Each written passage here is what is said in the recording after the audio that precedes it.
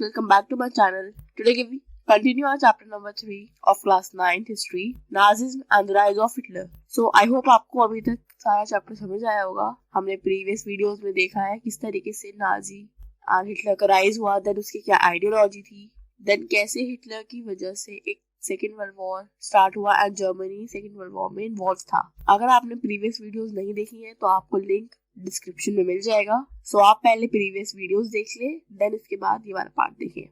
Okay, सो अपना chapter continue करते हैं. This is our topic, youth in Nazi Germany.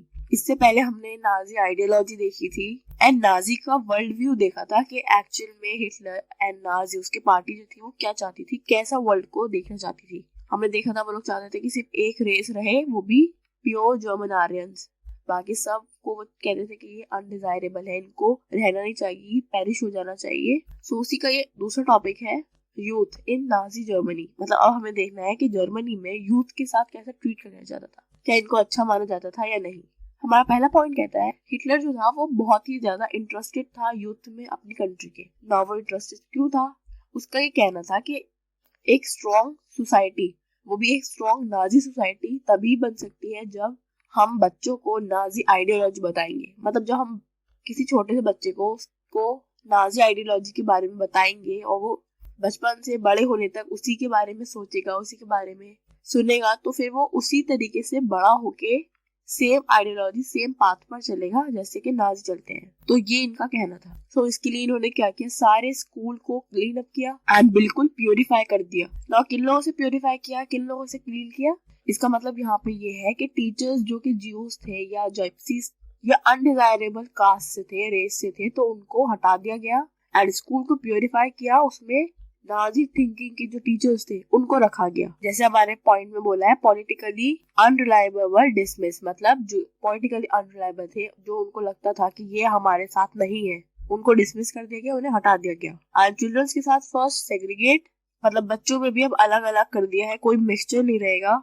German and Jews एक साथ नहीं बैठ सकते, एक साथ खेल नहीं सकते. नेक्स्ट पॉइंट में जो अनडिजायरेबल चिल्ड्रन थे जैसे कि ज्यूज या जिप्सीज, फिजिकली हैंडीकैप, उन सब को आखिरी में स्कूल से ही बाहर निकाल दिया गया, thrown out of school. Now कितना गलत है, अब सिर्फ जर्मन चिल्ड्रन ही पढ़ेंगे एंड वो भी नाजी आइडियोलॉजी के अकॉर्डिंगली. तो इन बच्चों को स्कूल से निकाल दिया गया एंड फाइनली इन 1940s इनको भी गैस चैम्बर्स में डाल दिया गया. मतलब छोड़ना तो किसी को भी नहीं है, चाहे वो बच्चे हों या बड़े, जितने भी ज्यूज होंगे या जितने भी अनडिजायरेबल रेस के होंगे उन सबको मारना है. नाउ इनका सेकंड स्टेप क्या होता था, पहले तो स्कूल में जर्मन आइडियोलॉजी बताई जाएगी, नाजी आइडियोलॉजी बताई जाएगी एंड उसके बाद जो गुड जर्मन चिल्ड्रन होंगे, जो अच्छे बच्चे होंगे जर्मन के, उनको नाजी स्कूलिंग के बाद नेक्स्ट स्टेप पे भेजा जाता था. वो हम आगे भी पॉइंट में देखेंगे. यहाँ पर अभी ये लिखा हुआ है, बच्चों को subjected to a process of Nazi schooling. Nazi schooling चल रहा था एंड एक बहुत लंबा प्रोलॉन्ग पीरियड था आइडियोलॉजिकल ट्रेनिंग का.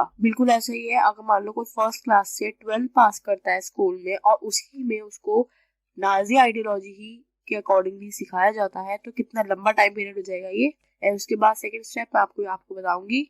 उससे पहले हमारा लास्ट पॉइंट कहता है, स्कूल टेक्स्ट बुक्स भी चेंज कर दी गई थी, रीराइट कर दी गई थी. पहले जो बुक्स में लिखा होगा उसको चेंज कर दिया गया. नाउ एक नया सब्जेक्ट भी आप कह सकते हैं कि इंट्रोड्यूस हुआ था, वो था रेशियल साइंस. उसमें क्या बताया जाता था, नाजी आइडिया ऑफ रेस को जस्टिफाई किया जाता था कि किस तरीके से नाजी आइडिया जो है हमारा रेसिस के बारे में वो कितना इम्पोर्टेंट है एंड हम लोग फर्स्ट टॉप लेवल पे होने चाहिए रेशियल हायरार्की में.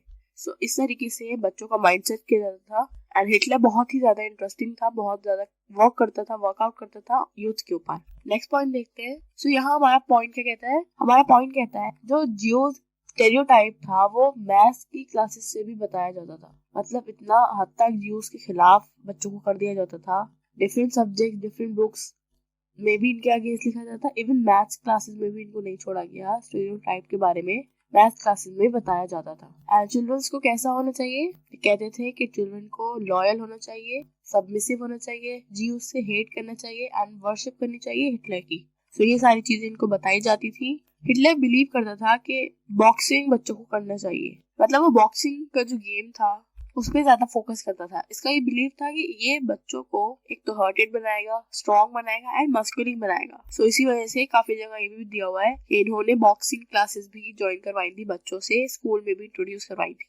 और भी काफी जगहें थी, काफी सारे प्लेटफॉर्म्स थे जो कि बनवाए गए थे बच्चों के लिए, एंड उनको वो ज्वाइन भी करने होते थे। जैसे 10 ईयर ओल्ड के जितने भी बच्चे होंगे 10 ईयर ओल्ड ग्रुप में, उनको जंग वॉक ज्वाइन करना होता था। एंड ये क्या होता है, ये नाजी ग्रुप होता है 14 ईयर्स के बच्चों से नीचे। जो 14 ईयर के नीचे बच्चे होते हैं उनको ये ज्वाइन करना होता है ग्रुप। इसमें भी अगेन नाजी आइडियोलॉजी को बताया जाता था। नाउ अगेन एक और ग्रुप था जिसका नाम है हिटलर यूथ।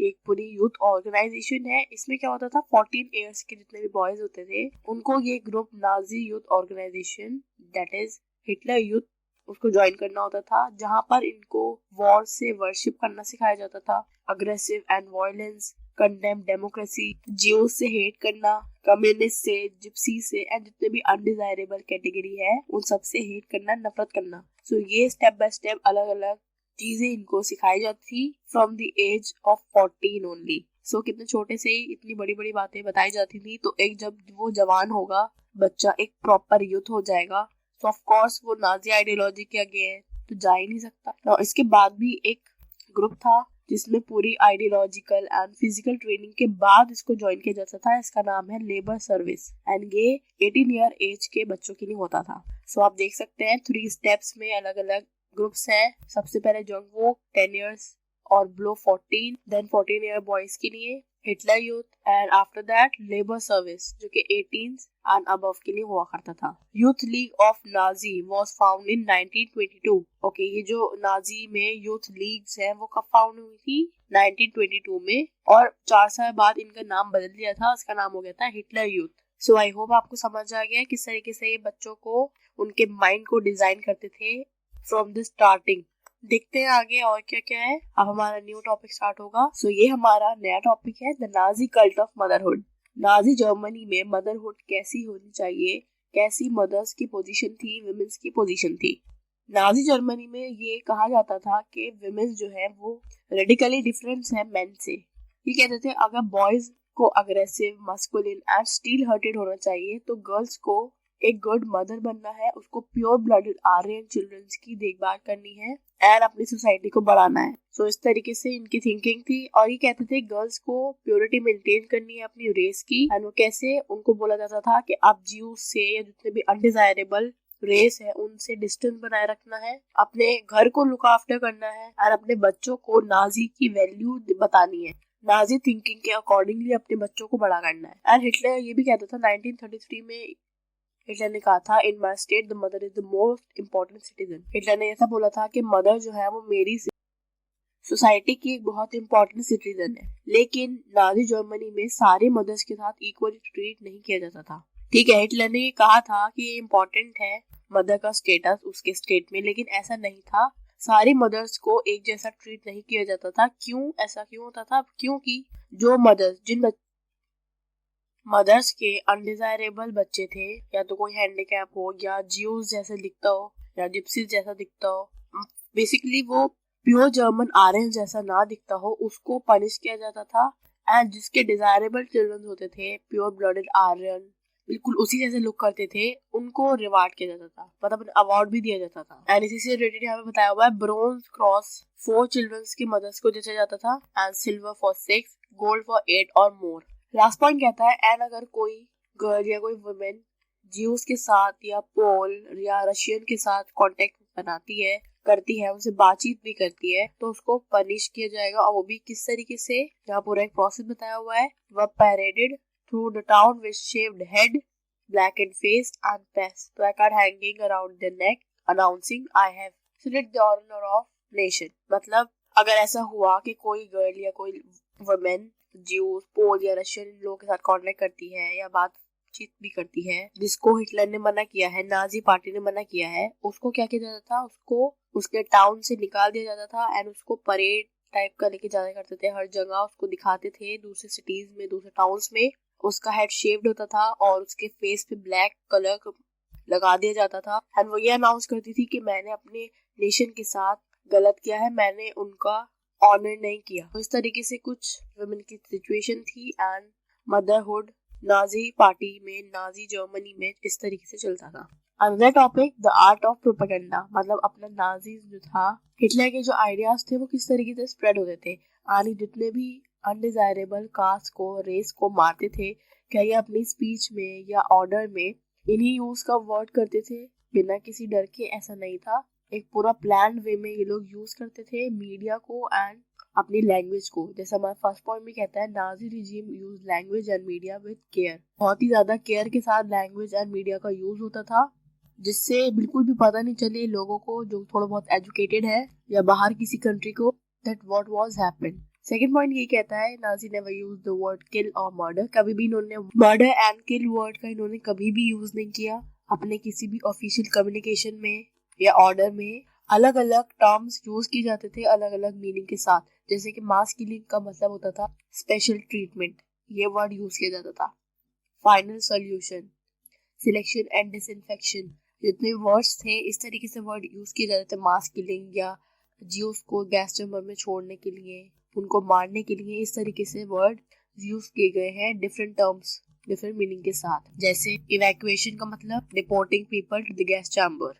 जस्ट इमेजिन कितने ज्यादा प्लान वे में, कितने दिमाग लगा के ये लोग काम करते थे, बिल्कुल भी किसी को शक ना हो। नाजी आइडिया और किस तरीके से फैला, through visual image, film, radio, poster, catchy slogan etcetera, leaflet भी बोला गया है। तो यहाँ पे कुछ चीजें हैं जिससे नाजी आइडिया को स्प्रेड किया गया। एंड इन्हीं सारे इमेजेस, फिल्म एंड पोस्टर्स में सोशलिस्ट एंड लिबरल को कैसे रिप्रेजेंट किया जाता था, as a weak and as degenerate. And propaganda film भी बनाई जाती थी ताकि लोग ज्यूज से हेट करें, उनके अगेंस्ट। उसके ऐसी फिल्म होती थी जिसमें ज्यूज को बुरा दिखाया जाता था या किसी जर्मन पे अटैक करता हुआ दिखाया जाता होगा, तो इसी वजह से जर्मन्स में उनके खिलाफ नफरत हो जाती थी। जैसे कि एक फेमस फिल्म का यहाँ पे नाम है द एटर्नल ज्यूज। सो इस तरीके से इनका पूरा प्रोपेगेंडा चलता था। सो ये जो नाजी थे ये लोगों के माइंड पे वर्क करते थे, उनके इमोशनल को टैप करते थे एंड उनके गुस्से को, उनकी नफरत को किन लोगों पे उतारवाते थे, अनडिजायरेबल्स पे। मतलब वो इस तरीके से माइंडसेट कर देते थे लोगों का कि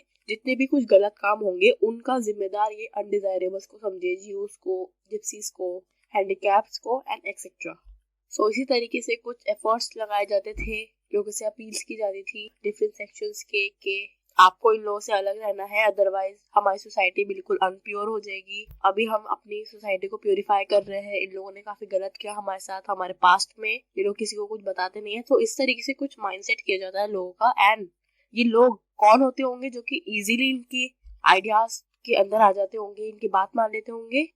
आप लोग मुझे सोच के बताइए, मैं बताती हूँ। देखो, वो लोग होते होंगे जो इलिटरेट होते होंगे। देखो, जो इलिटरेट नहीं होगा, जो पढ़ा लिखा होगा, लिटरेट एजुकेटेड होगा, उसको सब पता होगा, उसने स्टडीज की होंगी, वो जानता होगा कैसे नहीं हो सकता। एंड ये इस सब बातों के पीछे ह्यूमैनिटीज को काफी ज्यादा इफेक्ट कर रहे हैं, इस पूरी कास्ट को, इस पूरी रेस को खत्म कर रहे हैं। ऐसा भी देखा गया है कि लोग डर के मारे इनके खिलाफ नहीं जाते थे।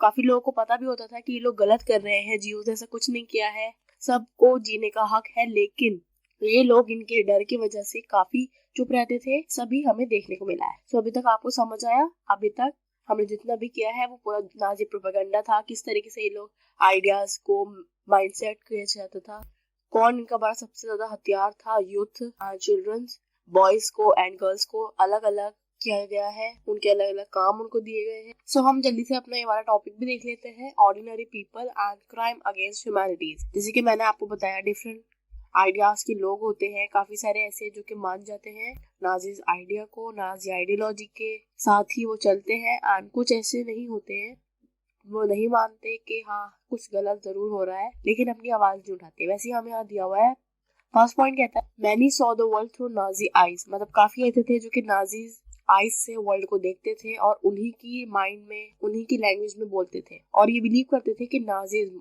एंड हिटलर जो है वो हमारे लिए कुछ इम्प्रूवमेंट जरूर लाएगा या प्रोस्पेरिटी हमारे लिए जरूर आएगी, हमारे वेल बीइंग के लिए ये लोग काम कर रहे हैं। लेकिन हर कोई जर्मनी में नाजी नहीं था। इसका क्या मतलब है कि कुछ अलग भी थे, ठीक है, वो बताते नहीं थे, लेकिन उनकी थिंकिंग इन जैसी नहीं थी। यहाँ पर एक एग्जांपल दिया हुआ है, पैस्टोर न्यूमोलर, ये एक रेसिडेंट फाइटर है। इन्होंने ऑब्जर्व किया है पूरे प्रोटेस्ट को एंड लोगों के साइलेंस को, ऑर्डिनरी जर्मन्स के फेस पे जितने भी डर था या उन लोगों को जिनको लगता था कि हिटलर हमें मार देगा, उन सबको इन्होंने देखा है। एंड देन इन्होंने ऑर्डिनरी जर्मन्स के साथ एक क्राइम कमिटी बनाते हैं ये नाजी एम्पायर में, किन लोगों के अगेंस्ट, ऑफ कोर्स जो कि नाजी आइडियोलॉजी पे चलते हैं। एंड आपकी बुक में इनकी एक पोएम भी मिल जाएगी छोटी सी। उसमें इन्होंने बताया कि किस तरीके से लोग उस साइड में, उस सोसाइटी में रहते थे और सब कुछ देखते हुए भी कुछ नहीं कहते थे।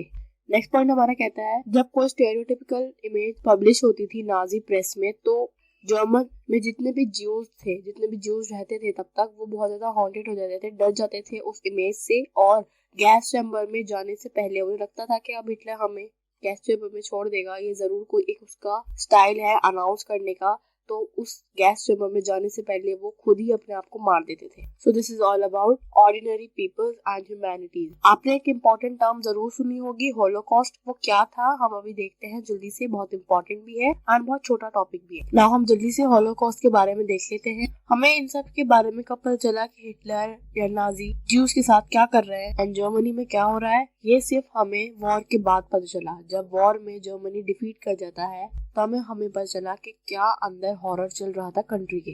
एंड ज्यूज जो कि कैंप में बंद थे, वो भी चाहते थे वर्ल्ड को याद दिलाना, उनको याद रखना कि उनके साथ क्या क्या हुआ है और उन्होंने किस तरीके से सफर किया है during the Nazi German, and किस तरीके से वो सफर करते थे, रहते थे Nazi killing operation that is Holocaust के दौरान। सो होलोकॉस्ट क्या है? नाजी किलिंग ऑपरेशन को ही होलोकॉस्ट कहा गया है। काफी सारे डॉक्यूमेंट्स जो थे हमें देखने को मिले हैं गेटोज एंड कैंप में, जो कि लोग रहते थे वहाँ और अपनी डायरीज में, नोट्स बुक्स में एंड कुछ क्रिएटिव आर्चीव्स के जरिए हमें बता सके। तो इन सब फिगर्स से, नोटबुक्स हमें पता चला है इन लोगों के बारे में। जब वॉर को देखा नाजीज ने, हिटलर ने कि हाँ हम लोग हार जाएंगे, तो उन्होंने अपनी लीडर्स को पेट्रोल डिस्ट्रीब्यूट किया एंड उनको बोला कि जितने भी एविडेंस है ऑफिसेज में, जितने भी पेपर्स हैं उन सबको आग लगा दो, सबको डिस्ट्रॉय कर दो ताकि किसी को पता न चल पाए। एंड जो हिस्ट्री है, मेमोरी है हमारी होलोकॉस्ट की, आज हम अपनी मेमोरीज में आ सकते हैं। फिक्शन में, documentary, poetry, memorial and music में हमें कुछ जगहों पर होलोकॉस्ट की मेमोरी एंड हिस्ट्री देखने को मिलती है।